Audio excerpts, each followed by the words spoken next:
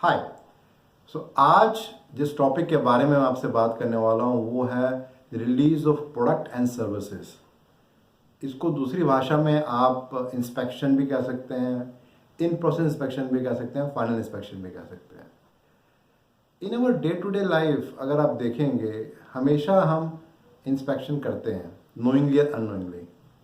जिस समय आप ग्रॉसरी शॉप पे होते हैं और कोई सब्जी या कोई फ्रूट ले रहे होते हैं तो आप एक बार अच्छे से चेक करते हैं कि ये फ्रेश है कि नहीं है। जिस समय आप मेडिकल स्टोर से कोई दवाई ले रहे होते हैं उस समय भी आप जरूर चेक करते हैं एक बार कि इसकी एक्सपायरी लाइफ क्या है। हम सोशल मीडिया में बहुत एक्टिव रहते हैं। सोशल मीडिया में भी जब कुछ कमेंट हम डालते हैं तो कई बार हम एक स्पेल चेक भी करके देखते हैं कि जो हमने कमेंट लिखा है वो ठीक है कि नहीं। इसी तरह से मैं भी जब सोशल मीडिया में कुछ लिखता हूँ या ब्लॉग लिखता हूँ तो मैं भी स्पेल चेक या ग्रामरली यूज़ करता हूँ इस बात को चेक करने के लिए कि जो कम्युनिकेशन जा रहा है वो ठीक है कि नहीं। ISO 9001 और IATF 16949 का जो क्लॉज नंबर 8.6 है वो इसी के बारे में बात करता है और वो 6 इंपॉर्टेंट बातों के बारे में बात करता है। जो पहली इंपॉर्टेंट बात है वो कहता है कि there should be an planned arrangement. दूसरी बात वो करता है कि इसके अंदर हमें अप्रोप्रिएट स्टेजेस देखनी है जिस स्टेज पे हमें इंस्पेक्शन करनी है। तीसरी बात वो करता है अबाउट एविडेंस एंड ट्रेसिबिलिटी। चौथी बात वो करता है कंट्रोल प्लान के बारे में। पांचवी बात स्टैंडर्ड जो कर रहा है वो कर रहा है अबाउट चेंज ऑफ कंट्रोल। और फाइनली छठी बात स्टैंडर्ड कर रहा है with respect to documented information. तो शुरुआत करते हैं पॉइंट नंबर 1 से। पॉइंट नंबर 1 है एट अप्रोप्रिएट स्टेजेस।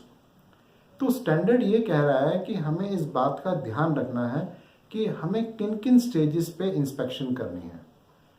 अगर हम किसी भी ऑर्गेनाइजेशन में देखेंगे तो बहुत सारी स्टेजेस होती हैं जहाँ पर इंस्पेक्शन की पॉसिबिलिटी है। उसको हमें आइडेंटिफाई करना है और इंश्योर करना है कि क्या वहाँ पर प्रॉपर सिस्टम है या नहीं है। से फॉर एग्जांपल अगर कोई नया प्रोडक्ट या सर्विस हम डेवलप कर रहे हैं तो उस समय उसकी वेरिफिकेशन में और वैलिडेशन में अगर कोई प्रोटोटाइप सैंपल हम बना रहे हैं तो भी उसकी इंस्पेक्शन की बात होती है। जिस समय हम पहला लॉट कस्टमर को भेज रहे होते हैं उस समय भी इंस्पेक्शन की बात करते हैं। कोई रॉ मटेरियल, कोई बॉट आउट पार्ट हमें जब कस्टमर से, सप्लायर से मिलता है तो उसकी भी इनकमिंग इंस्पेक्शन होती है। जिस समय हम प्रोडक्शन में काम कर रहे होते हैं उस समय भी हम इन प्रोसेस इंस्पेक्शन करते हैं। इसी तरह से फाइनल इंस्पेक्शन भी होता है जिसको हम PDI बोलते हैं। कई बार जब कस्टमर से मटेरियल रिजेक्ट होकर आता है तो उसको फील्ड इंस्पेक्शन हम बोलते हैं। इसी तरह से लैब में भी हम कुछ चेकिंग करते हैं। तो बहुत सारी स्टेजेस हैं जिसमें इंस्पेक्शन होती है। दूसरी इंपॉर्टेंट बात है कि ये सारी इंस्पेक्शन किसी प्लान्ड अरेंजमेंट के हिसाब से होनी चाहिए।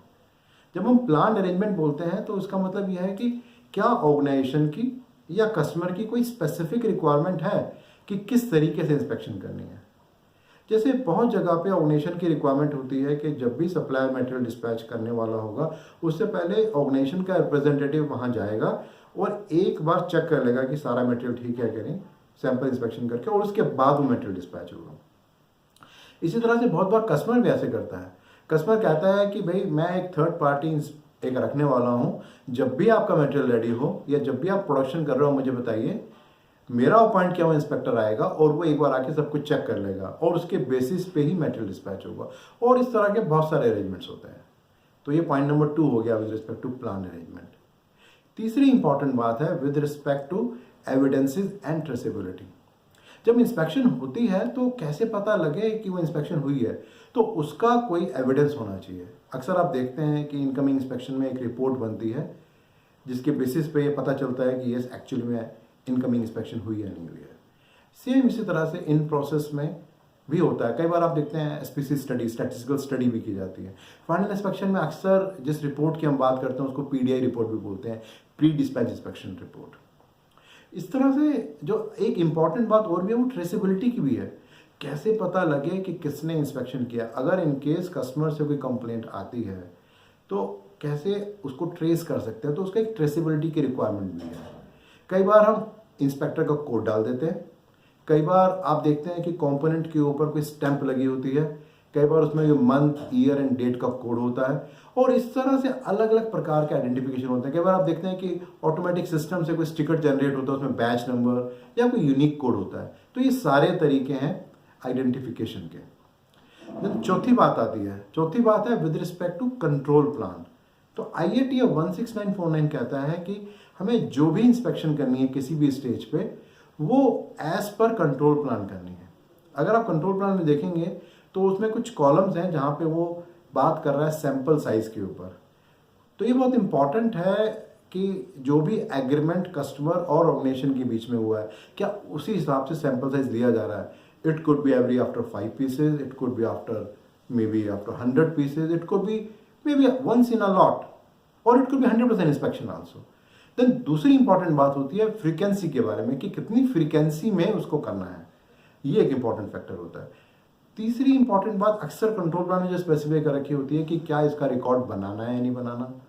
और चौथी इंपॉर्टेंट बात होती है कि कौन इंस्पेक्शन कर सकता है, कॉम्पिटेंसी। तो अक्सर स्किल मैट्रिक्स के द्वारा ये डिसाइड होता है कि कौन सा इंस्पेक्टर या कौन सा एम्प्लॉय इंस्पेक्शन कर सकता है या नहीं कर सकता है। ये होगी point number 4। Then point number 5, control of changes. कुछ ना कुछ बदलाव ऑर्गेनाइजेशन के अंदर हमेशा होता रहता है। तो क्या जब वो चेंजेस हो रहे हैं उसके बेसिस पे हमारा कंट्रोल प्लान अपडेट हो रहा है, और क्या उसके बेसिस पे अब हम इंस्पेक्शन कर रहे हैं या नहीं कर रहे हैं।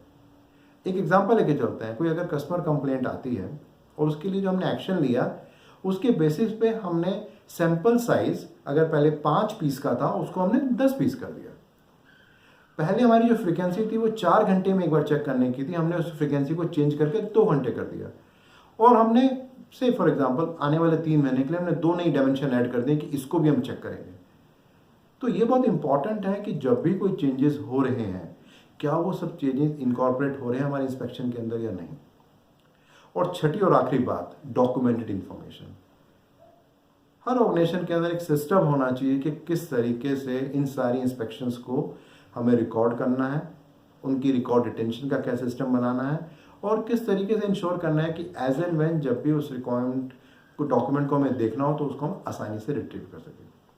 अगर हम इन 6 रिक्वायरमेंट्स का ध्यान रखेंगे तो जो इंस्पेक्शन का जो रिक्वायरमेंट है स्टैंडर्ड के अंदर उसको हम तरीके से फुलफिल कर सकते हैं।